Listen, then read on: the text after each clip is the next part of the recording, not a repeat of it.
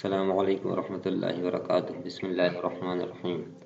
ہر قسم کی بندش کا توڑ۔ اکثر اوقات حسد کرنے والے لوگوں سے دوسروں کی ترقی برداشت نہیں ہوتی اور وہ دوسروں پر جادو تعویذات کے ذریعے بندش لگا دیتے ہیں، جیسا کہ کاروباری بندش، لڑکیوں کی شادی میں رکاوٹ، اولاد کی بندش وغیرہ۔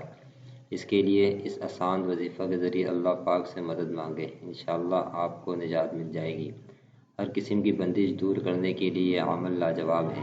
آپ کو یہ کرنا ہے کہ 11 دن تک روزانہ فجر کی نماز کے بعد یہ پڑھیں: سورہ مزمل 1 مرتبہ، چاروں قل اور آیت الکرسی دونوں 11 مرتبہ، اول آخر 11 بار درود شریف پڑھنا ہے۔ یہ سب پڑھنے کے بعد پانی پر دم کر لیں اور جس پر بندش ہو وہ اس میں سے پیے، اس نیت سے کہ اس پر جو بھی بندش ہے اللہ پاک اسے ختم فرما دے۔